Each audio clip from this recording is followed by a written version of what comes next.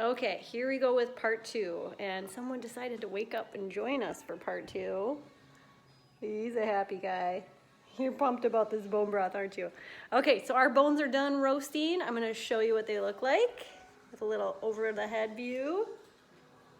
Looking good. So now we're ready to get them in the slow cooker. So I'm going to set you guys down here. Okay, so we've got our bones and I've got my slow cooker pot here. And we are ready to get these guys going. I'm going to grab some tongs here. Now that we have our bones roasted, I'm going to put a few of the long bones so you can see how nicely they're roasted. It kind of helps open up and get all those good nutrients like unlocked for the broth. So I'll put a couple of long bones in to each pot. And then my plan is to put some of those soup bones into each pot as well, kind of split them up. So you can see how that marrow looks now that it's roasted. That's a great superfood for your body. In fact, that's one of the first things that I'll probably feed this little guy when he starts eating food, which will be very shortly. All right. We're going to do one more of these guys into the pot. His name is Dakota. One more of the, and maybe one, yeah, that'll be good. Okay, so like I said, this will make two batches, and I have my jar of water here, so I didn't want to spare you guys the long time it takes to fill up the pot with our water filtration stuff that we got going on. So you're just going to literally just cover the bones with some water, and it'll need just a little bit more water than my jar here.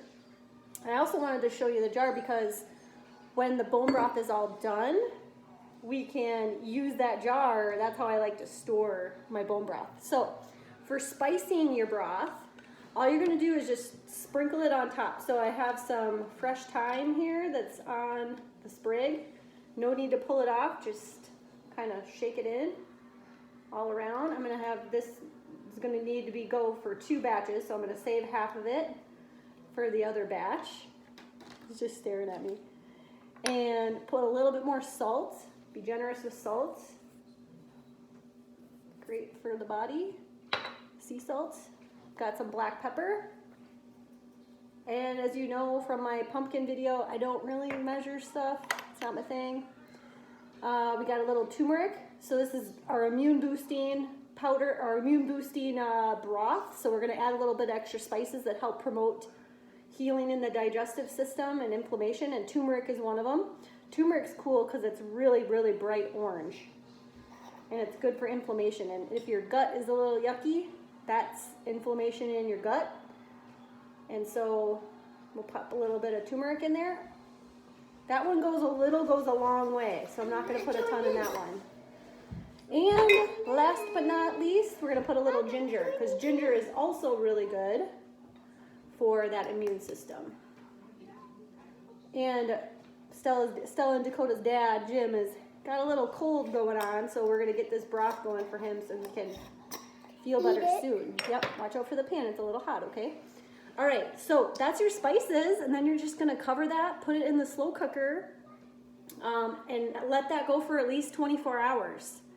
Our slow cooker, one of them will shut off, so we have to make sure it only goes for 12 hours. So we just got to make sure it doesn't shut off in the middle of the night.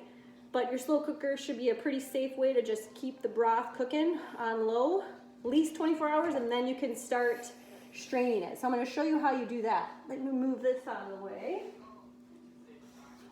It's pretty simple. So for getting your broth into storage, like I said before, you're going to need a big jar. So I have a big jar here. And you'll need a ladle and a screen. So what I do, because I'm most of the time always holding a baby, I stick my screen on top of the jar. Woo! Whoa, it's a wobbly guy. A wobbly guy. I often don't need 2 hands for this.